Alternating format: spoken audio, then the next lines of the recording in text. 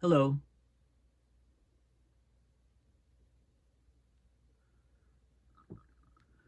Hi, I'm Paul Beckwith. In this video, I was going to talk about either beavers or worms, or both. But those topics have been usurped for the moment by the report that just came out from Berkeley Earth. They're basically their global temperature data. And that's what I'm going to focus on in this video because there's a lot of good information from Berkeley Earth. And, this is a good summary of global average temperatures. This point here is January to November 2023. Looks like it's basically almost exceeding 1.5. And the likely range at this stage, we only have another week or two left in 2023. In fact, I bought my daytimer calendar today for 2024. So this green line is the likely range for the 2023 final average with 99% certainty, and the lowest part is above 1.5. So, yep, we're breaking 1.5 in 2023. Okay, so this is the article that just came out on the summary for November 2023 temperature update, but it was just posted by Robert Rode on December 19th, a couple days ago. So this is what I'm going to talk about in this video. But before I do, I have to show you, I was actually going to talk about beavers. Here, beavers have engineered an ecosystem in the Tetons, Grand Teton National Park, for millennia, about 5,000 years, it turns out. This was a talk at the AGU conference. Sedentary DNA shows 5,000 years of continuous beaver occupation in Grand Teton National Park, Wyoming. So I'm going to talk about this paper, at least details of it, or if I can get the whole paper. And I also mentioned worms.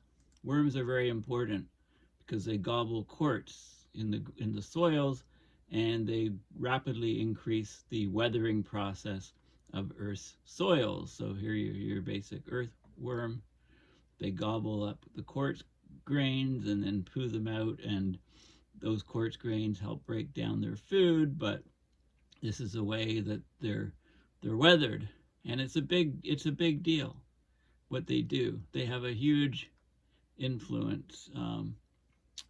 So I'll talk about that in a separate video. And this is the AGU abstract. Are earthworms engines of silicate weathering in soils? They have a huge impact.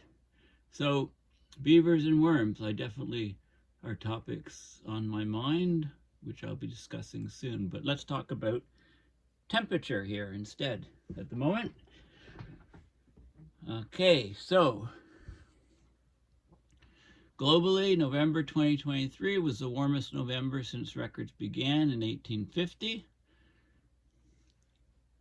The previous record for the warmest November was broken by 0.36, a huge amount. Both land and ocean individually also set new records for the warmest November. Now it says warmest November is primarily a combined effect of global warming and a strengthening El Niño, but other natural variability and man-made factors have also contributed. And I'll talk about those, including sulfur reductions in shipping fuels, which is mentioned in this report, but I think it's not mentioned as much as it should be, and the influence is not mentioned as much as it should be. Particularly warm conditions were, many places on the Earth. There was unusual cold in Northern Europe and Eastern Antarctica. 51 countries set new monthly average records for November, right? There's about 200 odd countries in the world. The strong El Nino is present, and is going to continue into next year, at least for the next 6 months. So watch out. So 2023 is now virtually certain to become a new record warm year with greater than 99% chance. And again, this was just written on December 19th, a day or two ago. 2023 is virtually certain, 99% chance to average more than 1.5 Celsius above our 1850 to 1900 baseline, as I showed you in the intro. Okay, so we've measured temperature with direct instrumental records from 1850 onwards. So that 1850 to 1900 baseline is the one that they're using, which most people are using now. Okay, so they broke the previous record for November by 0.36. So here's Berkeley Earth Global November, and you can look at the difference here. Look at the temperature here. The global mean temperature in November 2023 was 1.77 above the 1850 to 1900 average. This is 1.77. The second largest anomaly was only September 2023. Okay, this is the 16th time in the Berkeley Earth analysis that any individual month has reached at least 1.5 C above the pre-industrial benchmarks. The 16th time. We've had many, many months over the 1.5 already. And this year it's going to be, the average of this year is above. So we were also above in March, July, August, September, and October of 2023, above that 1.5. In some cases, significantly above. So, of course, one of the Paris Agreement ambitions is to limit global warming to no more than 1.5 above the pre-industrial baseline. This goal is defined in reference to the average climate over many years.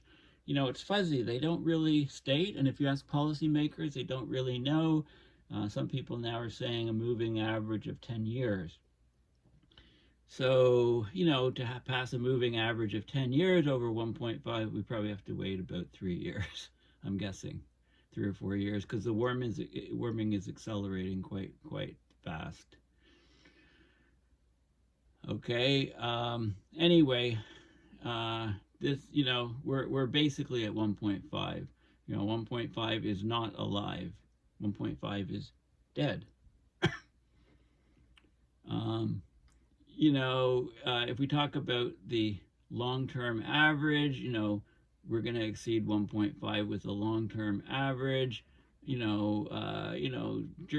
says during the 2030s. This is very conservative. I mean, I think by 2038, and according to Hansen, we're going to exceed 2 by then. Okay, and this is, if the main reasons are that sulfur reduction. So fewer low-lying clouds over the ocean. The last 6 months have been extraordinary in terms of global average temperatures. New monthly records being set every month and by large margins. So here's the data. These are all the different years here. Okay. Look at this. Look at 2021. The brown and the red is last year. I mean, 2023, right? What happened here? We just skyrocketed. The margin, the gap between this record and any previous record is huge. It's enormous. Okay. The last 3 months stand as the 3 largest single-month temperature anomalies in the period in which we've had instrumental data, i.e. since 1850. So here we are. This is a monthly temperature anomaly again. It's just incredible. This was the previous strong El Niño. This is this El Niño. We can talk about the 1998 El Niño here, right? The spikes upward, we can explain. So spatial variation on the planet. So we have widespread warmth with few exceptions. So look at this. This is actually interesting here. November 2023. I've had some people letting me know that it's really cold in Norway and Scandinavia. And look at this. They're right. It's a global warming hole right now here and also in parts of Antarctica. But look at the anomalies going up to like 12 degrees Celsius. This is relative to a more recent baseline average, a climatological average, 1951 to 1980. And you can see this huge swaths of very, very high temperature anomaly. We estimate that 12.9% of the Earth's surface experienced their locally warmest November average, including 17.3% of land areas, and 84% of the Earth's surface was significantly warm when compared to their local average during the period 1951 to 1980. By contrast, 0.3% of the Earth's surface had their locally coldest November. And yes, we know where you are, Scandinavia and Antarctica. The equatorial Pacific shows strong El Niño conditions and has continued to strengthen modestly. The El Niño was officially declared by NOAA in early June of this year, early June of 2023. So it's still actually increasing. This is showing November 2023, the warmest areas since 1850. First place is the dark red, and then second, third, fourth, etc. The only place that's colder is parts of Antarctica, and there's a little part here, which is kind of weird, which is interesting. Should investigate that. Maybe somebody just slipped with the blue marker. Over land regions, 2023 was also the warmest November by a huge margin, similar to conditions in September and October. The land average, okay, this is what people experience. Nobody's experiencing the average, but the land average was 2.56 above Celsius, above the 1850 to 1900 average. It's a huge increase. Here's the map. So this is Berkeley Earth. This is only on land. As far as I know, everybody lives on the land, unless you live in a cruise boat, on a cruise boat. 2.56 degrees Celsius. And look at the spike up here. Enormous spike up there. 51 countries had their warmest November on record, and it lists the 51 countries. In addition, some of these countries broke their November records by extraordinary margins. So look at Azerbaijan. This is where the COP29 is supposed to be next year in Baku, Azerbaijan, an oil country. Okay, so look at the temperature anomaly. Boom. Right? In the November heat wave across Central Asia, it broke the November average temperature record in Azerbaijan by almost 1.9 Celsius. You know, if you look at the previous temperature record, we're over here. It's about 3. You know, here it's 1.9 higher. It's over 5 actually. It looks like if you eyeball it, it's like 5.2 or something. Huge gap. Bolivia. Look at this temperature here, spikes up. Okay, does it mention? In Bolivia, the November average temperature record was beaten by almost 1.5 Celsius. Okay, so you go from 2 and a bit to over 3.5 and a bit, so 1.5 Celsius.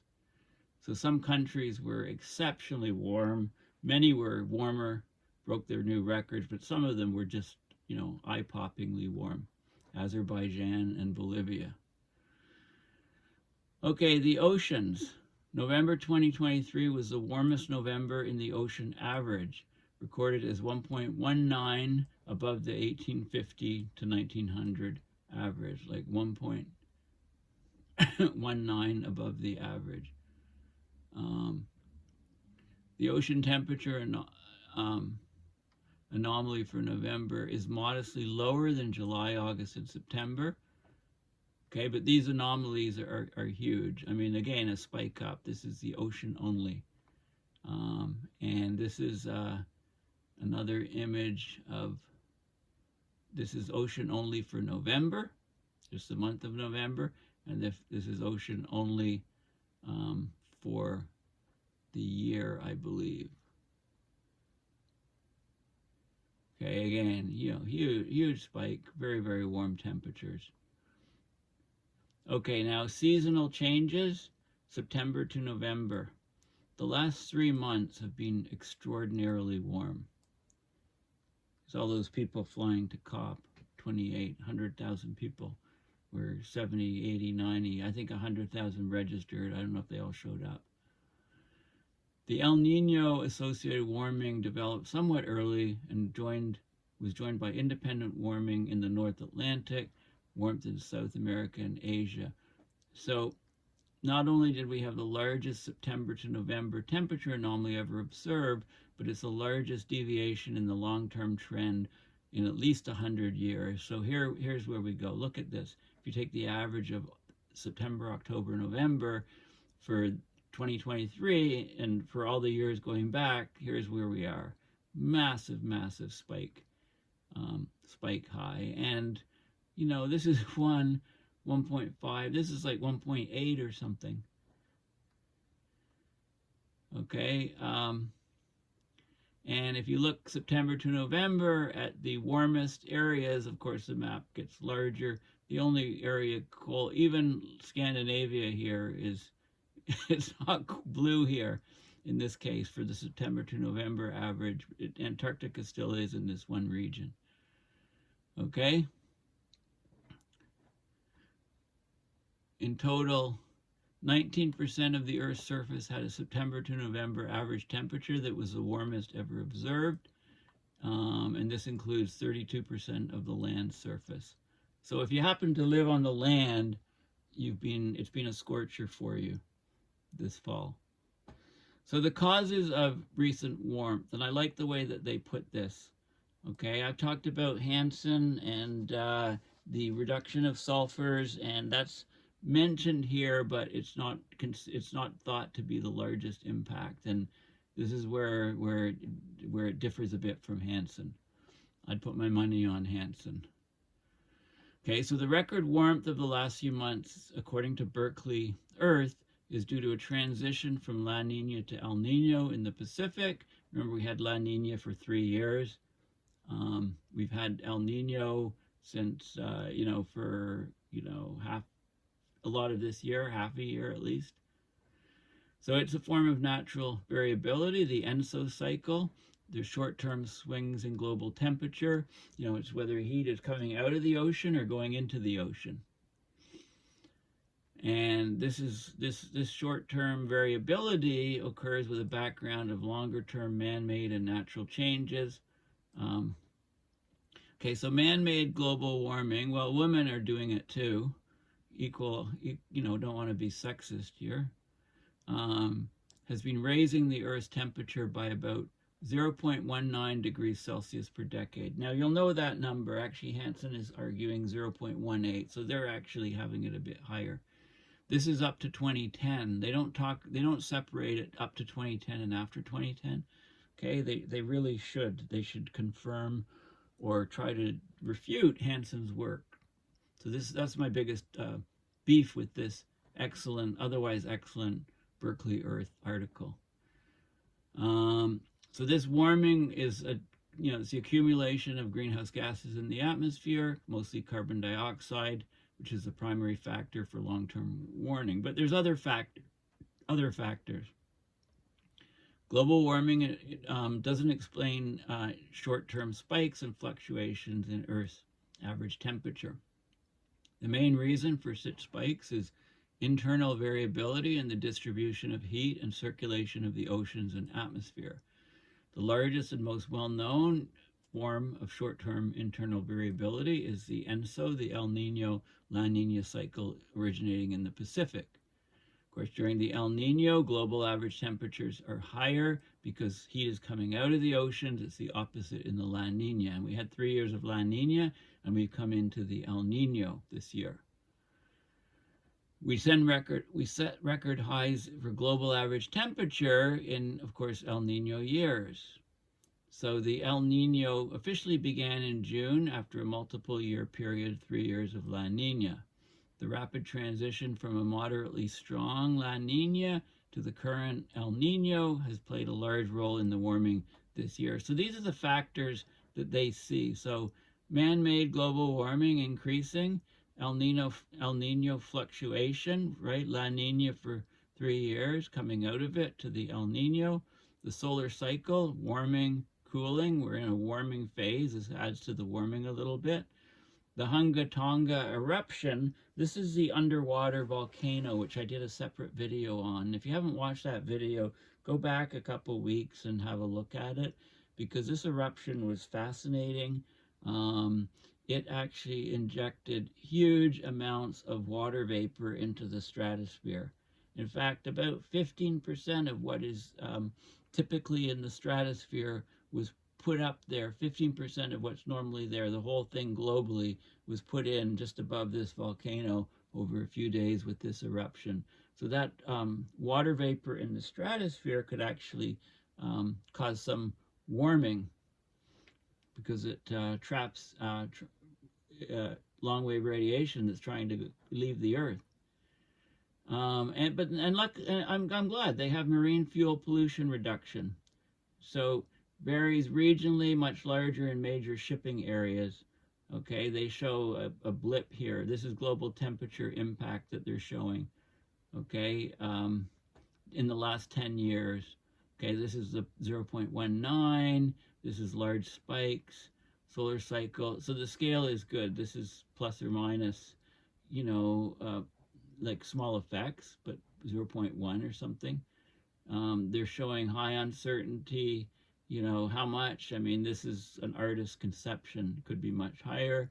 Hansen doesn't think so. This is an artist's conception, much, much higher than this, according to Hansen. In fact, the warming rate goes from about 0.18 degrees Celsius per decade to 50% to 100% higher. 50% higher would be 0.27 Celsius per decade, degrees Celsius per decade. 100% higher would be 0.36. And if you look since the previous El Nino, 2015-2016, to this one, the warming has actually been 0.39 or something, which it's not over 10 years, it's less than 10 years. So that would be an equivalent to 0.49 Celsius per decade, right? And he's saying that that is due to this. So this is a much larger effect, according to Hansen. So I think, you know, I could say this is where I'm kind of knocking this report, but otherwise excellent report.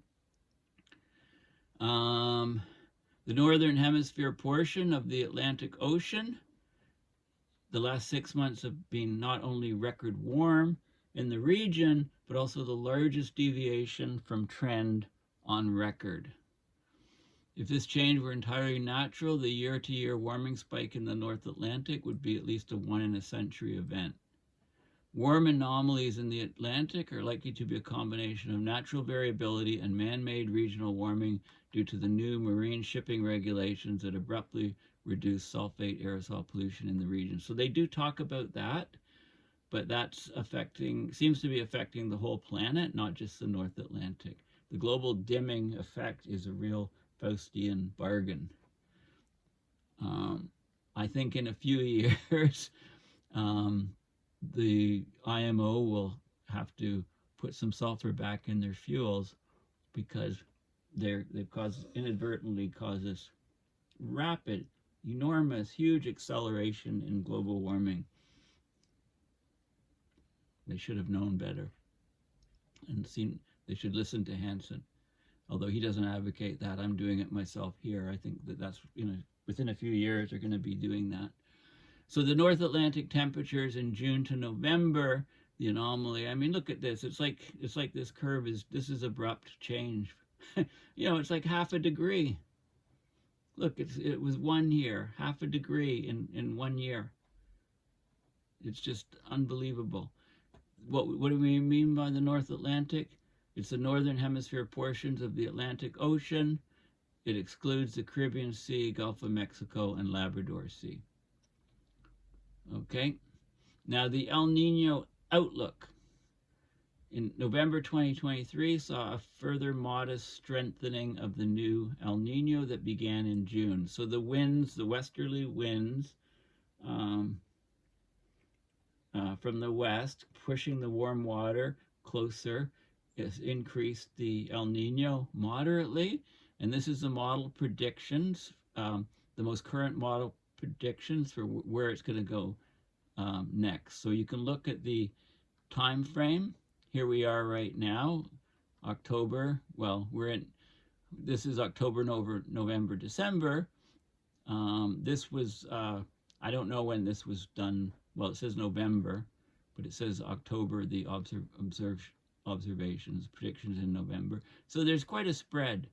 And this is the temperature in the Niño 3.4 SST anomaly. So I talked about this. This is the region in the Atlantic, goes plus or minus 5 degrees, or it's a 5-degree chunk from the equator in the mid-Atlantic. And you can see, the temperature variation expected. It's over 1.5 now, could go as high as slightly over 2.5.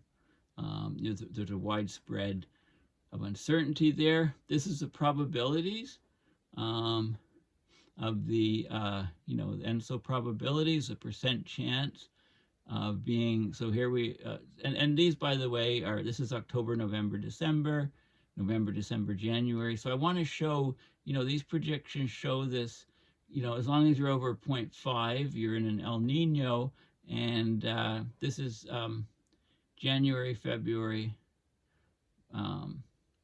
This is where we are now, November, December, January, February. This is, January, February, March of next year. This thing could come to a grinding halt March, April, May. Right? It could, depending on, some models show it staying as an El Nino all year. Other ones show it dipping below after, maybe 6 months into the year or something, April, May, June, July, and so on. Okay, so you can see, your guess is as good as mine as to which of these predictions is more accurate. This is showing the probability of it staying an El Nino. So this is February, March, April, May. Still, in March, April, May period is still likely to be an El Nino with 75% probability based on this prediction. Here we are right now, 100%. And then it could go neutral. There's still, under 40%. It could stay an El Nino, but this is basically taking all of the spread of all of these and doing a probability distribution to get the best, right? It's not picking one of these models as being correct, because obviously if it's this one here, it's going to be an El Nino this whole time. Okay, so this is like 10%. So maybe one model out of 10 shows it staying in El Nino. So that's where that 10% would come from. Okay, but we'll see. Anyway, this is a very good way of depicting what's likely to happen. Now, year to date, January 2023 was similar to January in 2021 and 2022. But with the end of the La Niña, right, the cooling, in February and March, temperatures started to climb a lot this year. And now we're far warmer than in any previous year in the historical record since 1850. With the development of El Nino and record warmth in the North Atlantic, global average temperature is running well ahead of any previous year. In June, July, August, September, October, and November, each set new records for monthly average temperature in 2023 by large margins. So here we are by month. Okay, this is 2023, and boom, here it just took off like one of Elon Musk's rockets, and it's been accelerating ever since. But according to Michael Mann, not according to some other people, there's no acceleration. Anyway, this is pretty phenomenal. Look at where we are. I mean, this is 1.5. So we started taking off like a rocket. We passed 1.5, and we've been well above. We hit 1.8. Here's maybe 1 point. This is 1.8. Maybe this is 1.85. We've hit specific individual days above 2, like 2.06, things like that, 2.08, things like that. So we're accelerating like a bat out of hell, basically. This is the spatial features. 15% of the Earth's surface has experienced average temperatures that are at a local record high. None of the Earth's surface has been at record cold year to date. So this is January to November, the temperature anomaly. There's even warmth in Scandinavia, right? There's a global warming hole in November, but not when you take it over the year. A little bit of some colder areas there. That's the only blue, maybe a trace of blue over here, and in Antarctica. So, but the anomaly is 12 degrees Celsius. Like, it's just, how does the permafrost stay frozen in the Arctic? How does sea ice fare? How do the glaciers fare with this type of warming? And these are the records. This is the warmest since 1850 in these areas here of this dark red. And if we go to blood red, well, this may be blood red. When blood's exposed to air, oxygen, it looks like that dark. No blue areas. I don't see any blue. End of 2023. Okay, soon, couple of weeks. 2023 will almost certainly be the warmest year since instrumental records began. Only an extraordinary intervening event. So if we get a large asteroid impact before 2024, or we get a supervolcano erupting that cools the planet, we're setting that record. That's where the 1% comes in, right?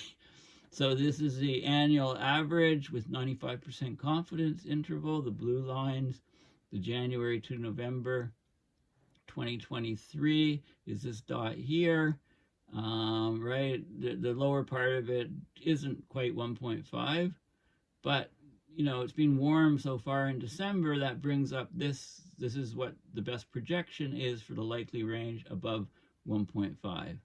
Okay, so if you don't want to see 1.5 is alive only if we have a large asteroid impact hitting us, or if we have a supervolcano.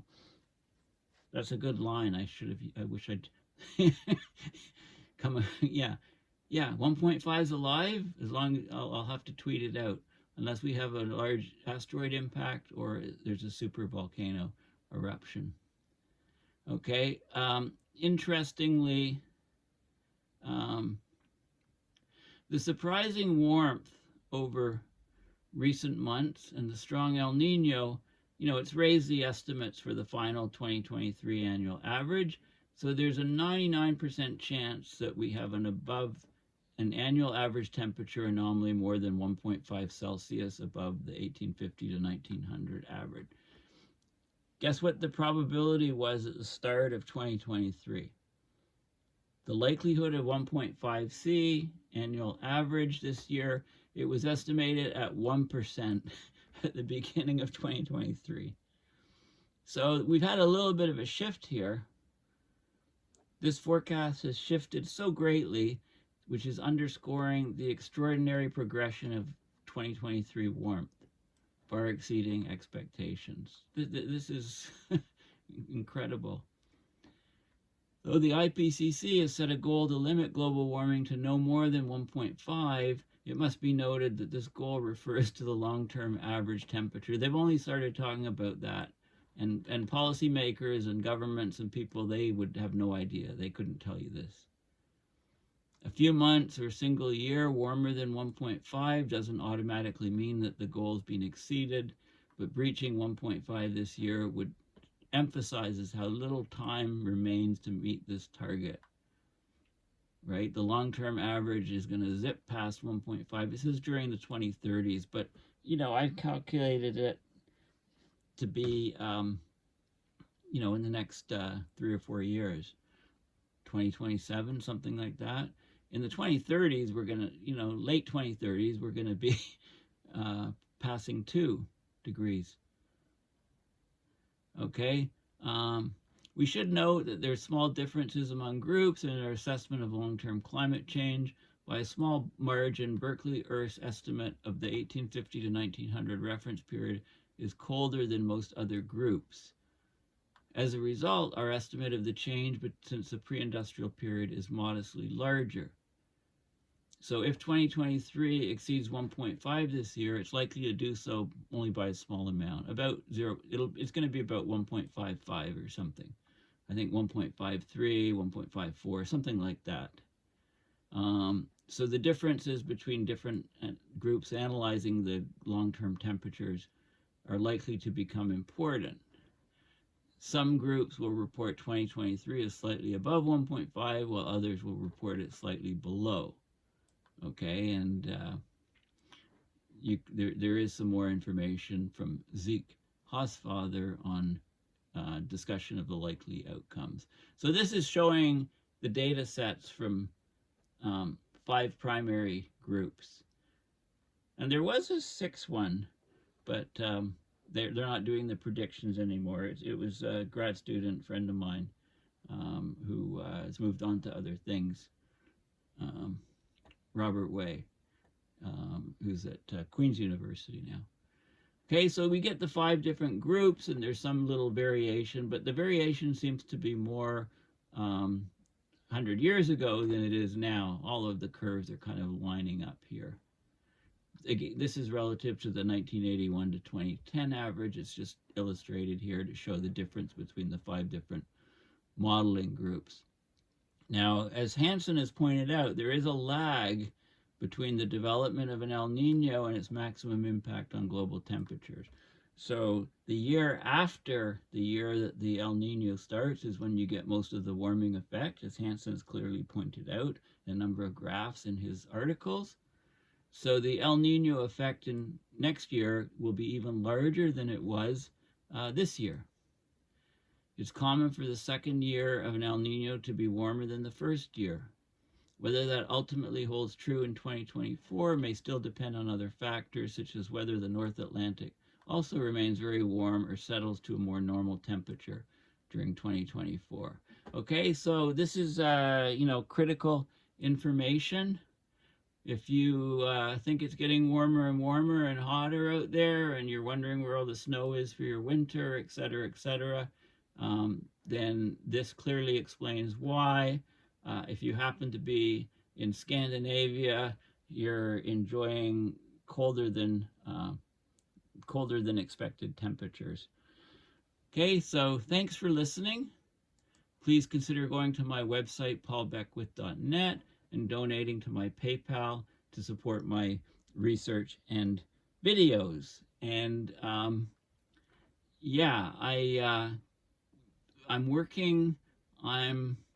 reading the Global Tipping Points report, Global Tipping Points 2023 report that Exeter University was involved in doing with other people. I'm reading it in great detail, word for word, taking notes. I'll do a series of videos on it when I'm finished, but it's a 459-page report, so it's taking, it'll take me a bit of time. So I'm doing other videos each day on other topics, and then I'll do a huge series of videos on that when I'm finished it. And I really will be talking about beavers and worms also very, very soon. I thought these were both very fascinating topics. So thanks again for listening, and bye for now.